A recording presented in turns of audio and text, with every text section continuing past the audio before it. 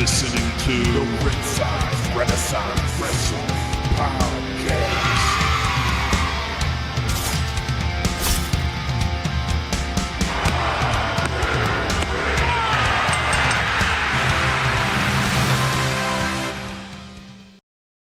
Welcome to the Ringside Renaissance Wrestling Podcast. I'm here with Jesse, Kev, and I'm Andrew. Hey, welcome to the show. This is episode 4. Today, we're going to talk about an AEW review. We're going to do another top 5 list for you all, and we're going to do a match suggestion at the end of the show. We're on the eve of the AEW, the big AEW everyone was talking about. How you guys feel? Kevin, how you feel about it? It was definitely something.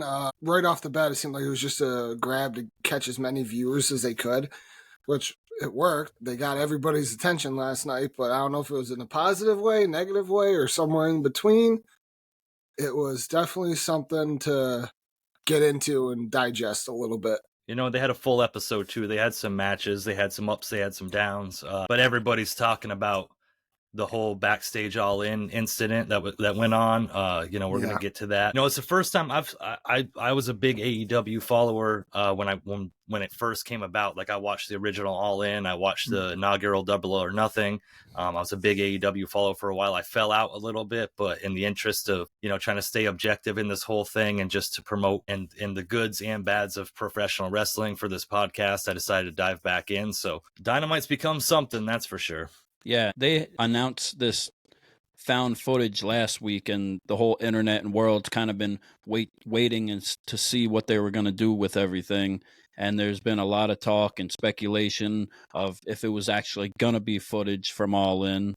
And, of course, the show finally starts, and they do announce that it's going to happen. But our first match, what was it? I think it was Adam Copeland versus Penta Miedo. Yep, they opened with Samoa Joe coming out. It was supposed to be the world title eliminator, and then sort of Strickland jumped Samoa Joe and beat him up, and then they said it was going to be later, and then it was Adam Copeland and Penta and for the TNT title. Yeah, and starting that off, Swerve out in the crowd off of the entrance kind of put Samoa Joe through a table, I believe, with a spear. Yeah, it was kind of it was kind of cool for when I saw it. I like Swerve and I like Samoa Joe. I think they're both really good. Having Joe come out and do the title match afterwards, like if they were going to do this angle, I think they should have put off the title match or something. Maybe jump Joe during the title match or something. Yeah, or if they did it this early in the show, maybe put the title match off to another week. And let's just rephrase. It wasn't exactly a title match. It was a title eliminator match, which I think we could all agree. If you're fighting the champion to get a number one contendership spot, I feel like that match should have just been for the title at that point. Yeah, I'm not a big fan of how AEW does the title eliminator matches. It doesn't make much sense to me, but of course they have their own way of doing things, and it is what it is. It kind of bothers me because, like, Dustin Rhodes wins, then you got the same match at a later date for the title. Yeah. And it seems redundant and irrelevant at that point. And 99% of the time, the challenger in the eliminator match doesn't win anyway. It's just kind of like filler match for me. We'll talk about that later. The first match was Adam Copeland, and I'm going to say Penta, and Penta for the TNT title. And Penta's he's a big showman. He does a lot of working with the crowd and stuff. Mm-hmm. But as far as matches are concerned, I like matches with build and with story and stuff like that. And this is just an open challenge. Adam Copeland's got an open challenge for the TNT title, but right. I think it was an all right match just for being a match. There wasn't nothing too bad about it.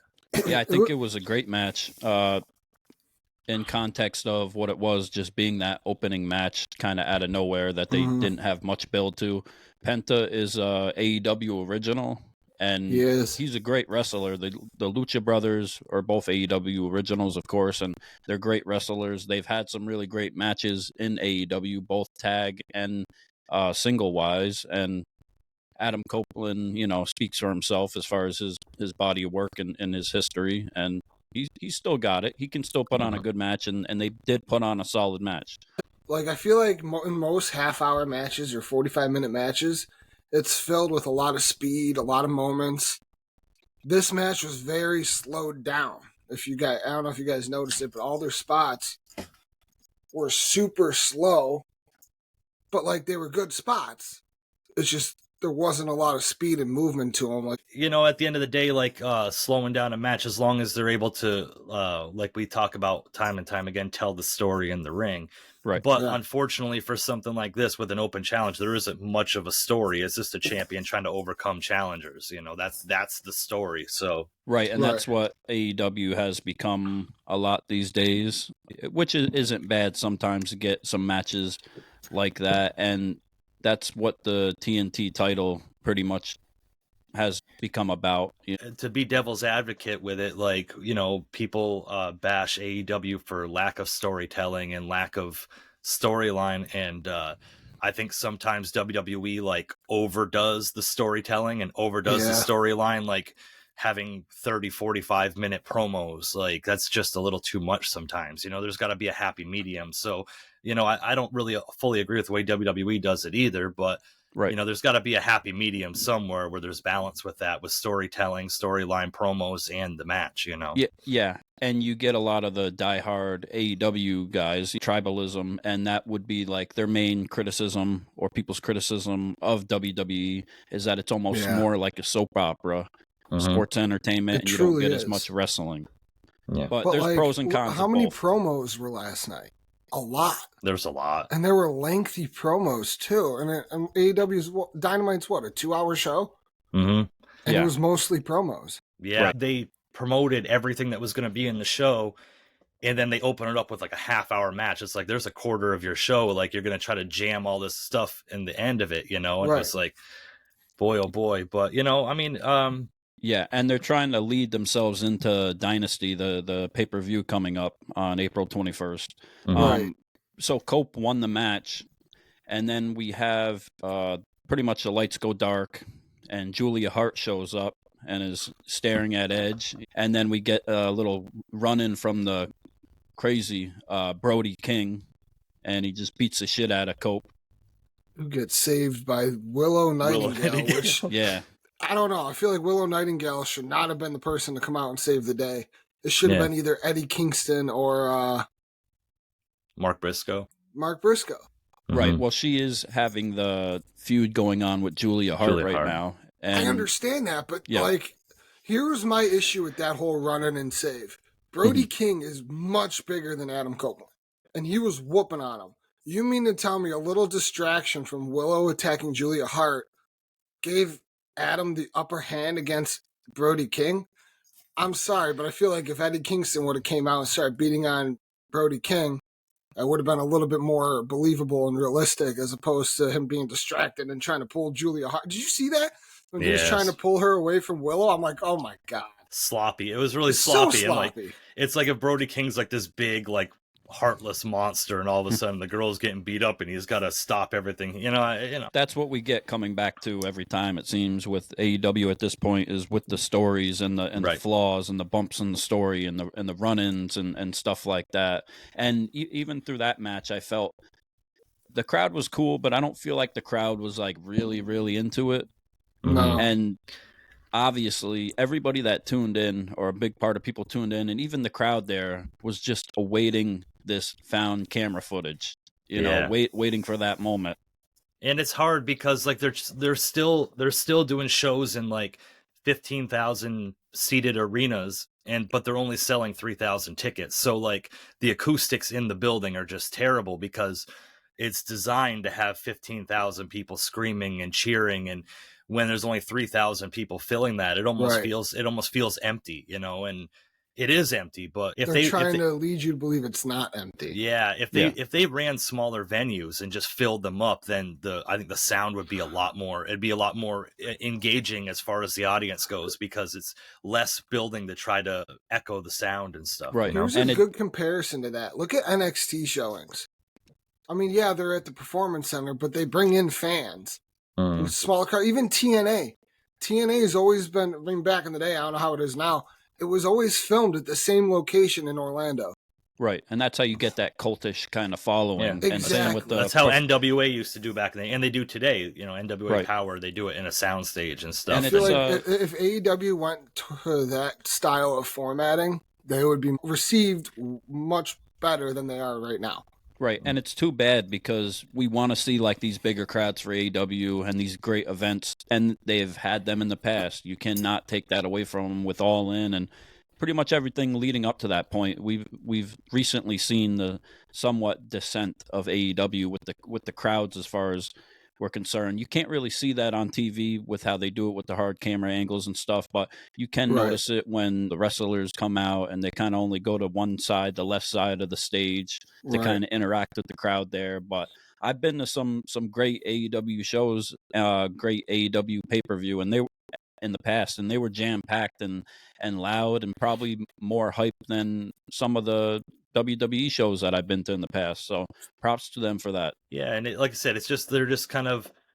I think what it is that to just roll with the times. You know, if they start running towns and selling out the tickets quick, okay, then try to move up to the bigger arenas and stuff like that. But until then, just kind of be where your feet are and kind of just go with it. If you're going to sell consistently 3,000 tickets, if you're going to consistently have 750, 800,000 viewers in the ratings, like, okay, that's okay, but you got to be where your feet are. Don't try to be bigger than what you are right now. You know, Right. And I think that was the misconception when AEW first came in. They were like, oh, the alternative to WWE. And it was cool. It was something different. It was something cool. And people wanted to be part of something new and something fresh.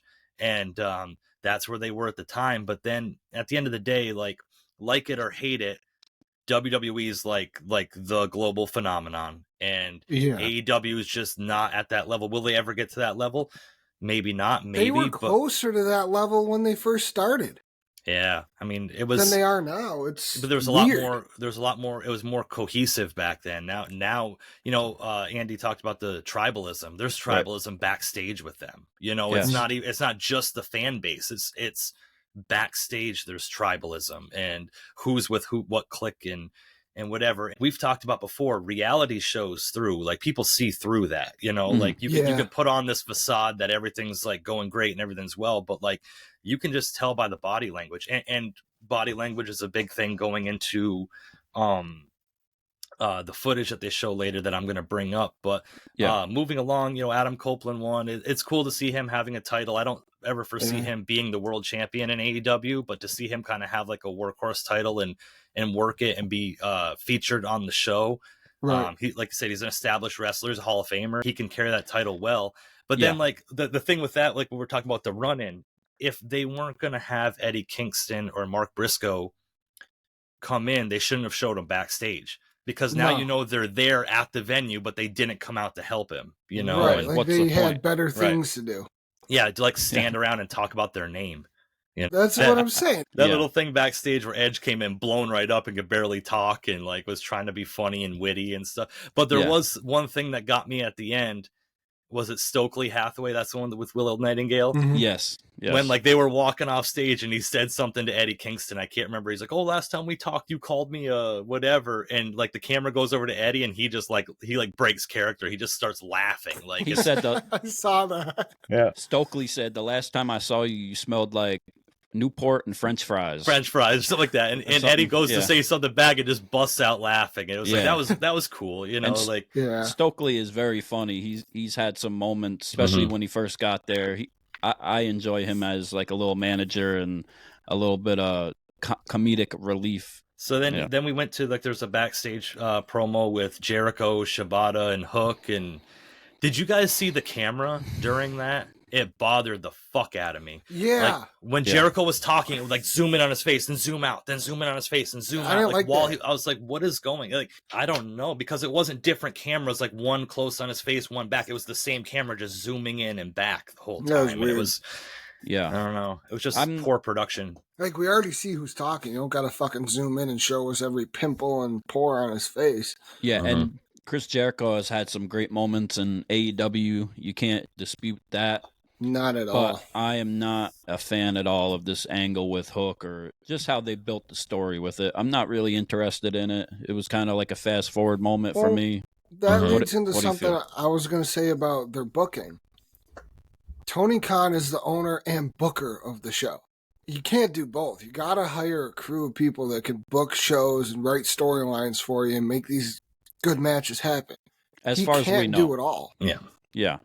And you know, I mean, but he was successful with it for a little while. But like, Because look who he had helping him at the beginning. yeah, it just feels like inmates running the asylum right now. It You know, really it does. just seems like he doesn't want to say no to anybody, so he just lets anything fly. And that is a good segue into, we're going to talk about it now. So you wanted to talk about the found footage, and when they were talking about the found footage, they had Tony Schiavone announce that it was about to happen after the commercial break, I believe. And you could even hear in his voice that Yep. he probably didn't think it was a good idea. You can see it on his face. Like, he didn't even want to look. Him and Taz didn't even want to look at the camera. Yeah. Like Excalibur had that blank face look on his face, like as much as you can see of his face, like as he always does. But like Tony Schiavone and Taz were both like not looking at the camera. It just seemed like they just did not want to be a part of it at all. Yeah. Right.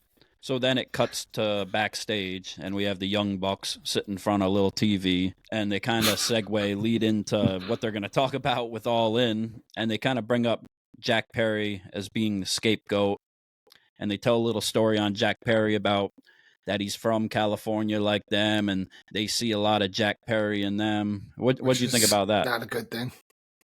It just, at the end of the day, it goes into the cliques backstage. You know, like, he's their buddy, he's their, you know, their California buddy, and he's going to support them. And it's not just storyline; it's just that's where they're at with. I see this as obviously going to be Jack Perry coming back at Dynasty and running the scapegoat character that he's doing in New Japan in AEW. But like, I think they're completely missing the point with all of this. I think that they're Right. trying to build up Jack Perry as this like great heel that's going to come back, but like, you can't do something like this with somebody that's not in the company anymore, Right. and make them the big. Tony Khan fired CM Punk, and this 8 months has been dragging on and I don't care. People say, oh, WWE's been taking shots. Like, the Young Bucks take shots at the thing every week. They make little subliminal gestures. They make little subliminal comments. They make all these different things, taking jabs all the time. Right. And nobody says anything. And then WWE takes a couple shots, and all these AEW, like, I call them the brainwashed faithful, like, they're losing their minds. Oh my God, WWE said something. But like, CM Punk hasn't been there in 8 months. You had time to do this. You could have did it right when it first happened, release the footage, build that. You took 8 months. Now you're doing it. And now CM Punk's the biggest babyface in AEW.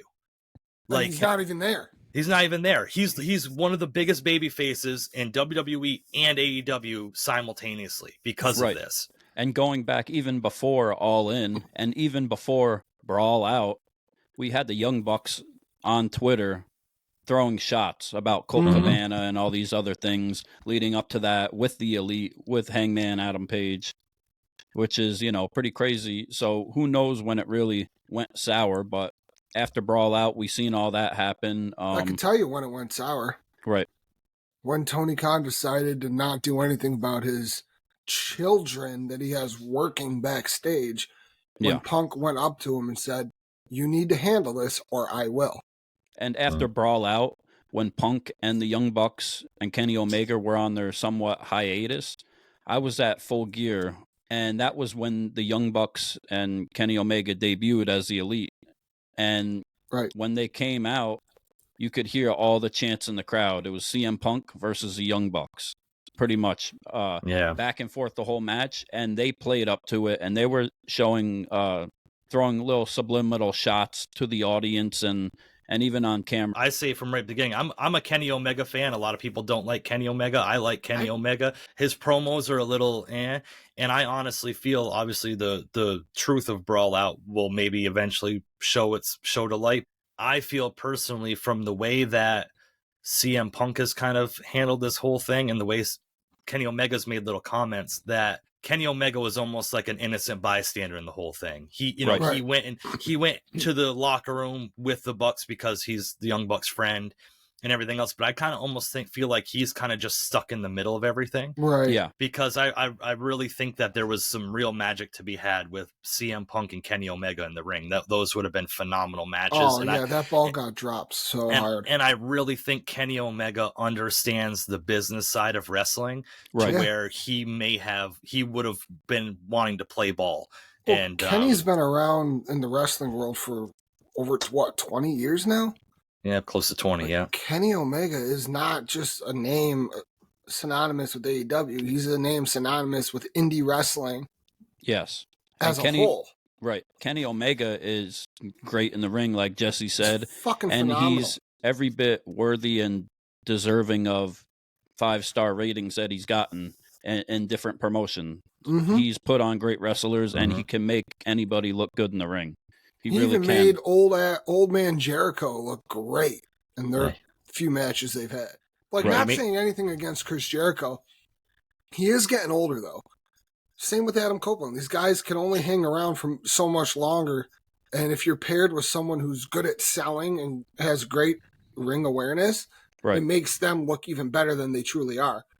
And Kenny and Jericho, those were some of my favorite matches in the AEW beginning, even in the indies. And to go back to the footage, so they talk a little bit, like Andrew was saying, and then they end up airing the footage, and which I thought it wasn't going to actually air. I know. I really didn't think it was. I thought they were swerving people, and it was going to be like footage of FTR and the Bucks backstage at All In, because to promote their match coming up for Dynasty. Yeah. But then when they put the clip up on the screen, and you see the back of CM Punk with his jacket, and I said, "Oh shit, they're really doing this," you know? Right. Yeah. It was maybe a closed circuit camera. There might not have been audio, but I feel like if you're gonna advertise that as what they were advertising it as, having just a silent video that backs up everything Punk said, it just hurt them so bad. Yeah, I really don't know what they were trying to accomplish. Like, I don't know.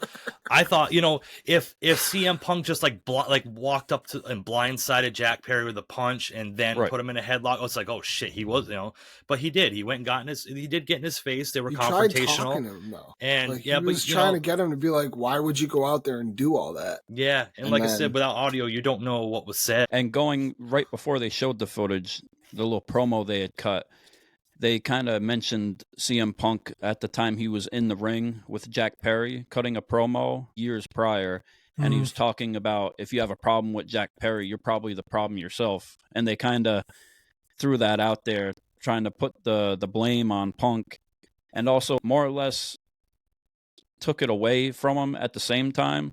Yeah. Because there were like a lot of things happened at All In, and this big thing did happen, but we're not trying to focus on this thing we're about to show you.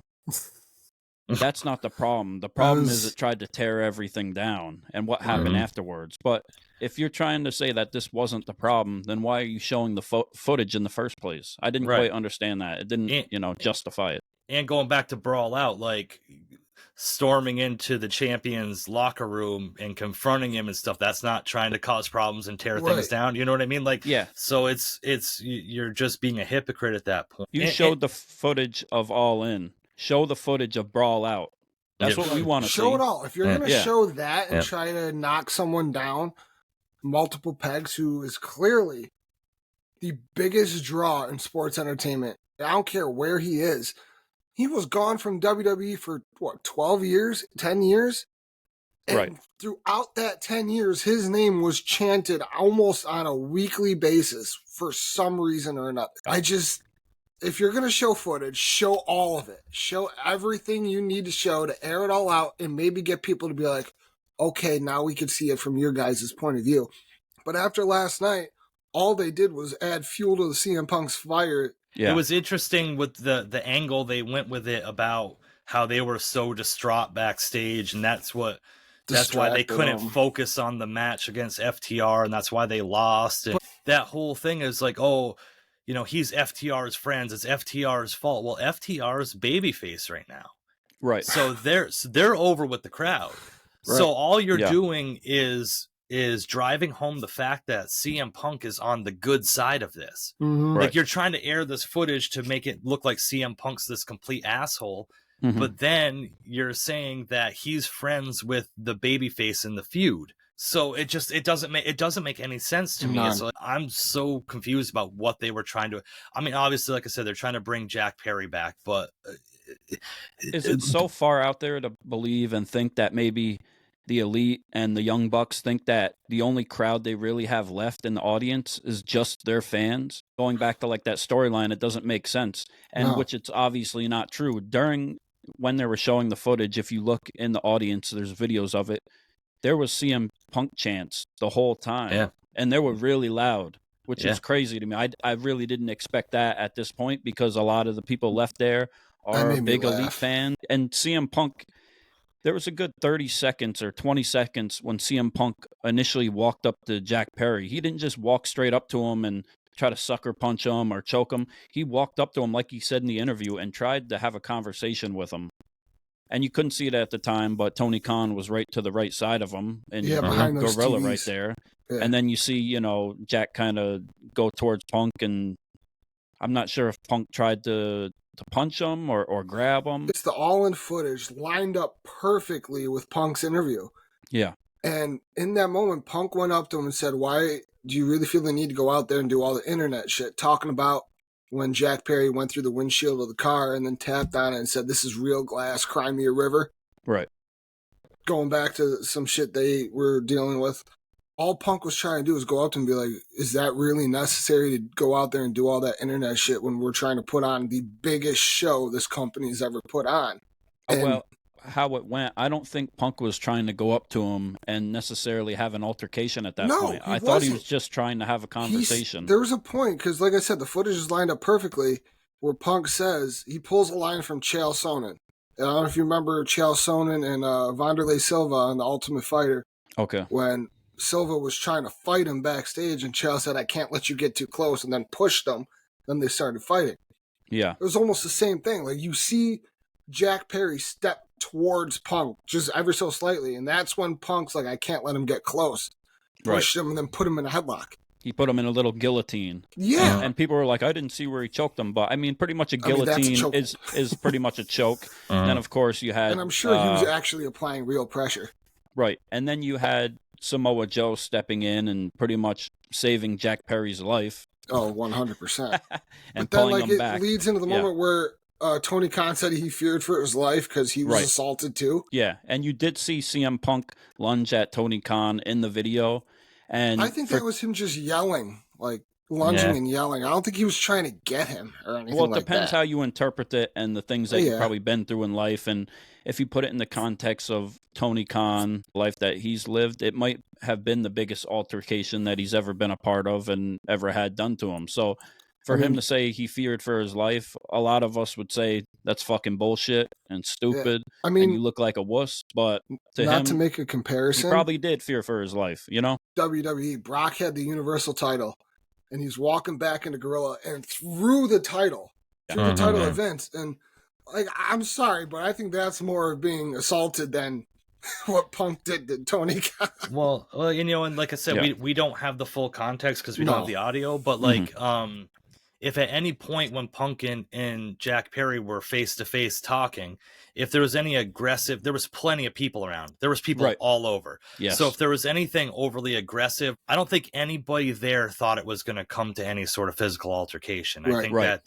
you know, the way they were talking and the way that everybody was kind of standing around, I think they just kind of thought that it was just them just going to be jawing at each other. And for whatever reason, it sparked CM Punk to act aggressively, which I'm not saying it was right, wrong, or indifferent. It's just what happened. And at the end of the day, you got to give him props for it. Adds to CM Punk's credibility because he could have went on the Ariel Helwani show. He could have went on anywhere and said, "Oh yeah, that little, you know, whatever. I did this, I did that," and then the footage come out and have it be exact opposite of everything he said. It was exactly like he said, and in the interview with Ariel Helwani, he even said, "I like Jack Perry. Like, I like him. I like Jack Perry. It was just an altercation." And this stuff used to happen back in the day in the territories and stuff all the time. Like, this isn't like oh my God. And people in the comments on the internet, like, he assaulted him. He physically assaulted him. Yeah, but you like watching people getting thrown through panes of glass and everything else, and because that's part of the show. That's okay. Darby Allin's back gets assaulted every time he's on TV. Yeah, they cry in the comments saying that, you know, he assaulted him backstage, but sorry to break it to you, wrestling is assault.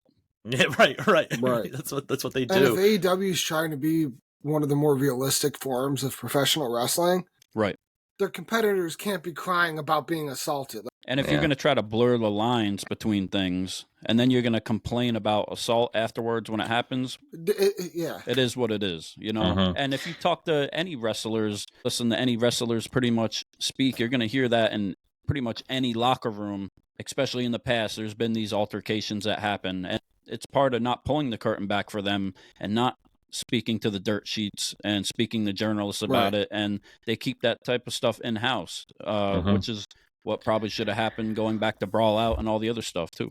And to wrap this up, before we move on, like a spot like what Jack Perry did at All In when they went through the windshield of the car, and he said the real glass Crimea River. Even if that part wasn't, Tony Khan had to approve the spot of him going through the windshield of the car. Why else would they have had the car out there? So that was all kind of like an approved, hey, Tony, we're going to do this. Okay, sounds good. So at the end of the day, but Tony Khan's to blame for all of this erupting to what it is. He's just trying to be too buddy with the talent. There's old promoters, there was old bookers back in the day that, you know, if you listen to people talking, and it's not like one person's opinion. It's you listen to all these old wrestlers that sit there and say, like, if you tried doing this and the promoter didn't, he would tell you, yo, you're not fucking doing that. We're here to make money. We're not here to fucking get you over. We're here to get the business over, and, you know, whatever. So the fact that that was even allowed to happen in the first place, knowing that it was going to spark some controversy and spark some problems, I think that falls solely on Tony Khan. I don't think Jack Perry is 100% to blame for it. He's young and trying to make a name for himself. So by doing that and saying that, I think he was kind of just trying to make a bigger name for himself and trying to get himself over. I don't think he was 100% trying to make Punk look like an idiot. He was just trying to further himself, you know? Yeah, he's young and flying off the cuff, and you really don't know what's going on and what he's thinking. And, you know, he's taken the scapegoat title and tried to run with it to try to make something out of it, because he did turn heel not long before that with Hook and that whole situation. So after the video showed, we had the Young Bucks coming back on camera and pretty much trying to use this as an angle to build for their match at Dynasty with FTR, the masterminds of this whole altercation and the whole All Out thing. And they spoke on that when FTR beat them, they should not have shooken their hands. I mean, look, I just think the Young Bucks are being children. The worst part about it is they are EVPs in the company, not just in-ring competitors. If you're going to be a fucking EVP for a company you're trying to build up, what happened last night should never have fucking happened. Right. Like, all you're doing is you're proving one side's point while making yourself look like a bunch of jackasses in the process. And it just proved. So afterwards, when they get done, they wrap this all up. The first thing that happens is FTR comes out.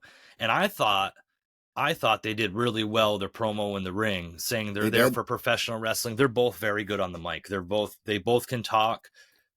Dax stumbled a little bit here and there, but I think he was kind of, that was just emotion in the feelings of it, you know, but they both can talk. They both can put over a match. And that's the thing, is like, they can put over a match with their talking and in the ring. And they don't have to have all these, you know, fucking fireworks all over the place. But while they were out there talking, there was CM Punk chants in the crowd. Yeah. And like, so FTR is the babyface in this feud. Everybody can agree on that. The EVPs are supposed to be like snotty heels, you know. FTR is the babyfaces. They got CM Punk chants, and that's why I said CM Punk's a babyface in AEW now. And it's like, because people want to side with FTR, and FTR, as the Bucks said, is on the side with CM Punk. Yeah. So it's like, what? Like, I don't and obviously I'm almost completely convinced that Young Bucks are going to go over FTR at Dynasty. It's, they want to get their win back and everything else. So in their heads, they're thinking if we beat CM Punk's friends, we won the battle with CM Punk. But like, wrestling fans are too smart these days. Like, come on. Punk man. won the battle simply when he managed to go back home to the WWE. He won that battle right there. Like, even with all the shit going on, everything that was said about him leading up to Survivor Series when he showed back up. Right. Like, we all thought all those bridges between him and Triple H and everyone in the company were burned. Yeah, his WrestleMania weekend, coverage and that he was at pretty much sealed the deal for that win, exactly. His popularity, and showed why he is such a big asset to that company. Yeah, agreed. Yeah. And, not to dwell on it too much. I'm sure there's going to be more fallout from this coming up, and we can talk on it more later. I fucking hope so. It's not over. This is not definitely not over. This is going to go on for started. years. This is, far from over.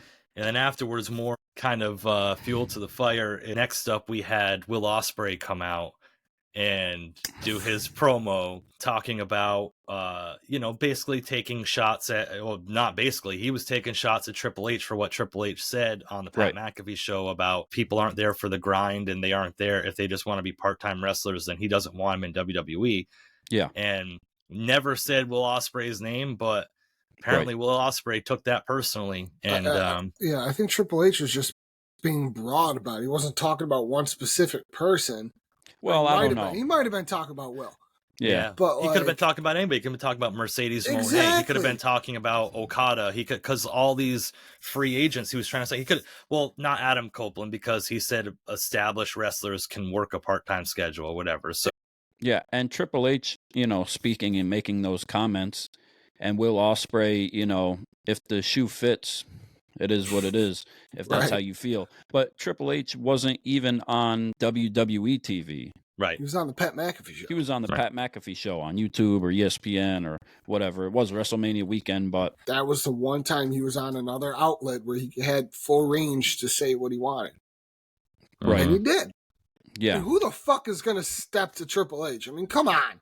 Yeah. And, Will Ospreay, he's good on the mic too, and I'm not going to try and talk everything negative about AEW. Like, he's good on the mic too. And he's over with the fans, and he knows what to do and what to say to get over with the fans. But I think WWE is in their heads right now. Yeah. So bad. So bad. And instead of just focusing on what they're doing and what they're trying to accomplish in their company, they're just like, can't get past the whole WWE taking these little shots at them and whatever. They got little man syndrome. The company just has little man syndrome where they feel like they got to prove themselves different every time they get a microphone or camera time. Prove them wrong with your work.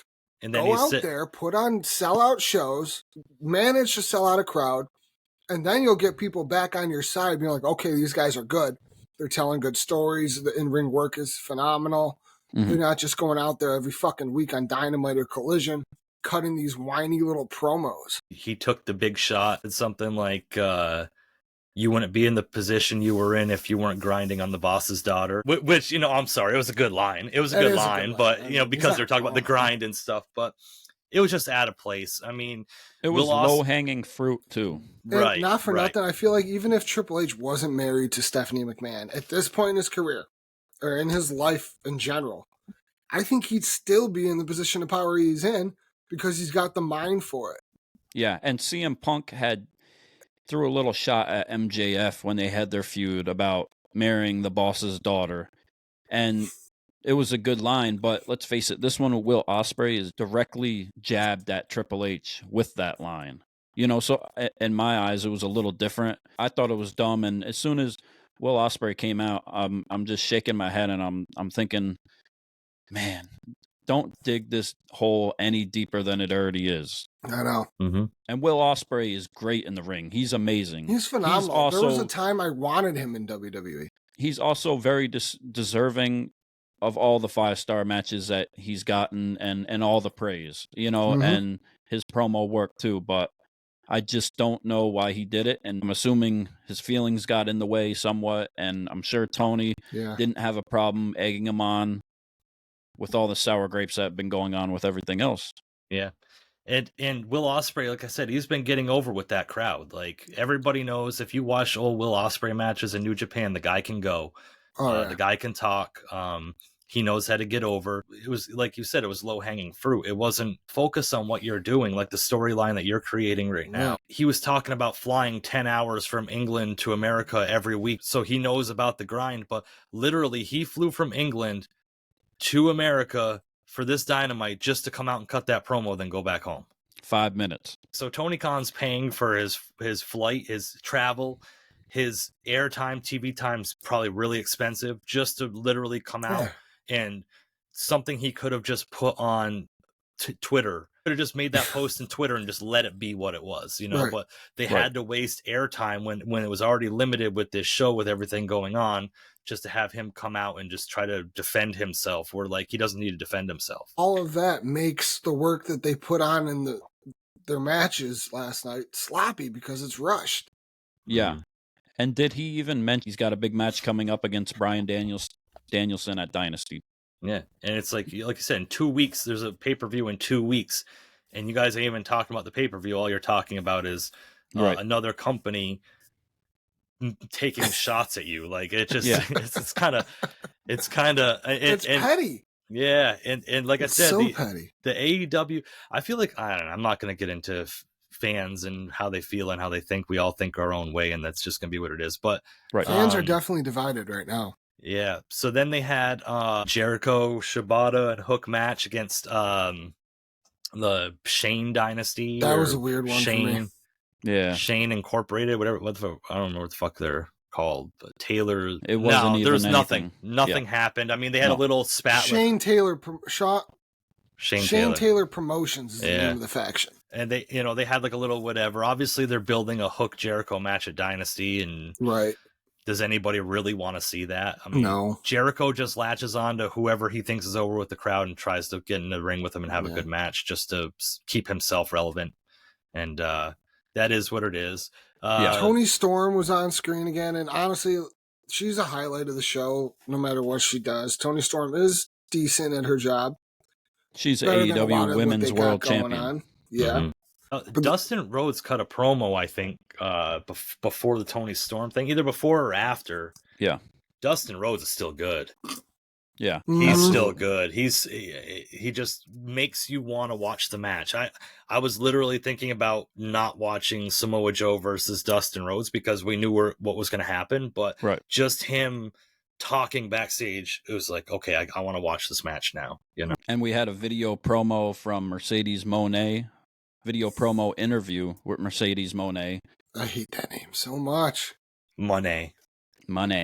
I just again, okay, you're paying this star to come in or whatever to try to boost ratings. First of all, it has shown that she hasn't really tipped the scales in the ratings, and then all you've had her do is just sitting around talking. Like, she's collecting a paycheck again. She wasn't even there this week. That was a pre-tape that, probably was done last week just to say so she could stay home this week. Like, Tony Khan, not to dig into this, but just had a bunch of releases from AEW due to budget cuts and stuff. So you're releasing these guys trying to make a living for themselves so you can have Mercedes Moné sit backstage and cut a meaningless promo. Meaningless.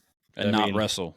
Yeah, not wrestle at all. And the thing is, like, her back in WWE, she put on decent shows with Charlotte and all of them. Like, she's got the skill. Yeah, she's good in the ring, but they're not putting her in the ring. I know. Right. She's not good on the mic. I'm sorry. Anybody can have their feelings about her. She's fucking terrible, bro. Yeah. Honestly, she's Ronda terrible. Rousey was better on the mic than her.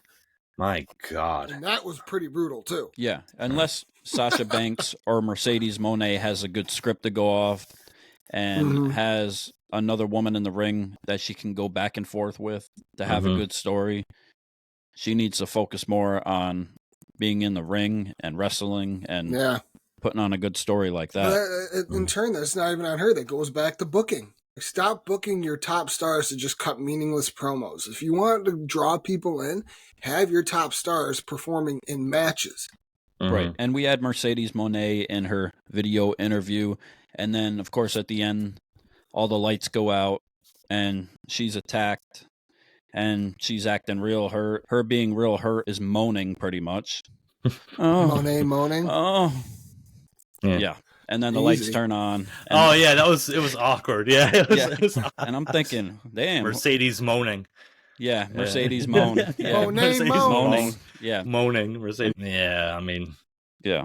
Will we ever know? Okada had a squash match against some jobber. We gotta go back to what we're talking about with finishers not meaning anything. Mm-hmm. How the fuck do they have Okada, the Rainmaker, like all this stuff being like the top guy everybody's saying was the top wrestler in the world, and his finishing move is a short arm clothesline? I'm not a fan. They'll jump off 20-foot ladders, do a leg drop through a table, kick out. But like that short arm clothesline. That short arm clothesline, boy, that's devastating. And then Taz was trying to put it over. Oh, you see the way he steps into it and puts his hip into it, and it's like, bud, that's just a clothesline, man. That's right. Right. So speaking about the finishers and the clothesline Okada does, the pretty much only other move that we've seen in AEW be done that hasn't been kicked out of was the one-winged angel by Kenny Omega. Am I wrong? Like Hangman's the only one that kicked out of that. Oh, people kick out of the V-trigger too?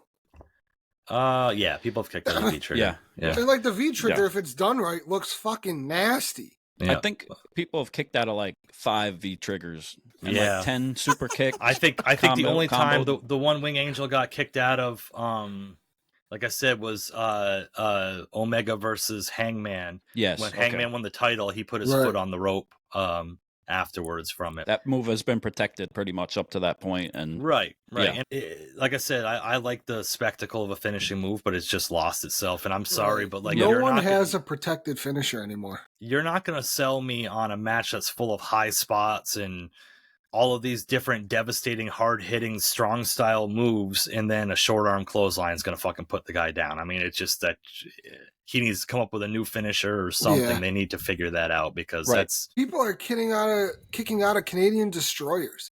Yeah.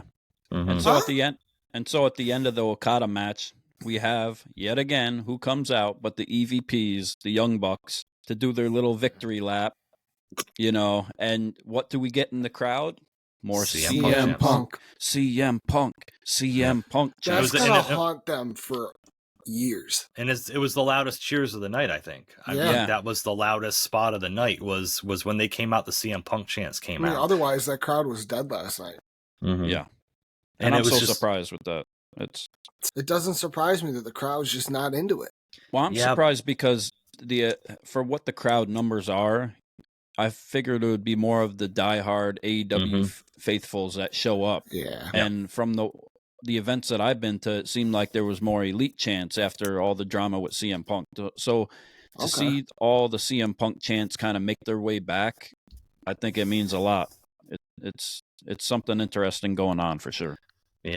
Like I mean, dead spots. I mean, they had Mariah May against Anna Jay, and there's nothing to talk about there. I'm not going to sit here and dwell on it, but like the crowd was like, you could literally hear a pin drop when you watch a live event on TV where they have the crowd mic'd up and you can hear one fan yelling something into the ring. Like you ain't supposed to just hear one fan yelling to the ring. Like it's supposed to be lost in the crowd, the sounds and stuff. And it was like, they were so dead last night. Yeah. It's like an indie show. Yeah. And right.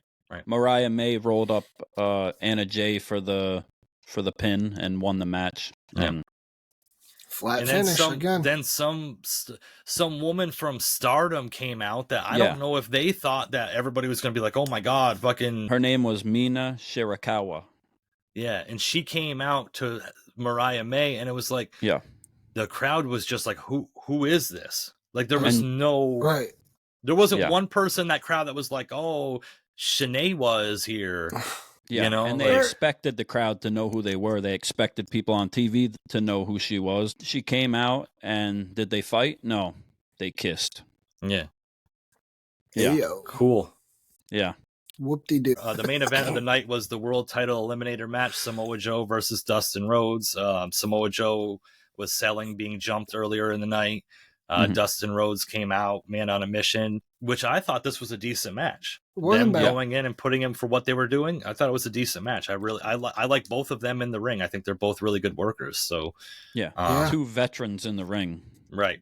Like Yeah. Dustin Rhodes has been around since before I was born. Yep. And they told the story, Dustin Rhodes wanted to climb that mountain, and whether they admitted it or not, it's because he saw his brother win a world title. So he wants to win a world title. So they're trying to build their storyline off of WWE's storyline. He was fighting. He had the grit, the passion.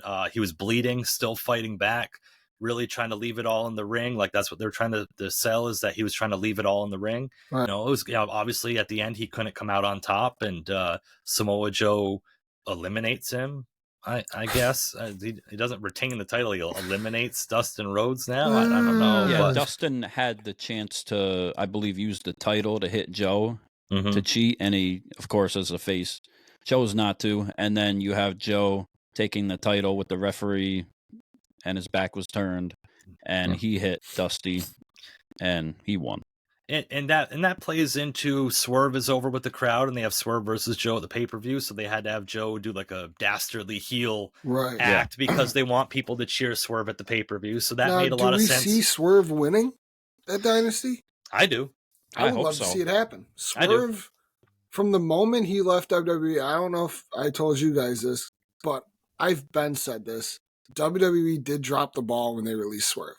Mm-hmm. But they didn't know what they had, They didn't really have anything for him, and I'm happy to see him thriving now. He's looking like a supervillain, even though he's the face right now. Hangman hasn't been on TV, so I can see at Dynasty him coming out and costing Swerve the title, which does anybody want to see that? No. I mean, that's Like, the does any- the like, come Swerve on. Hangman feud was great. I mean, like the death match was insane.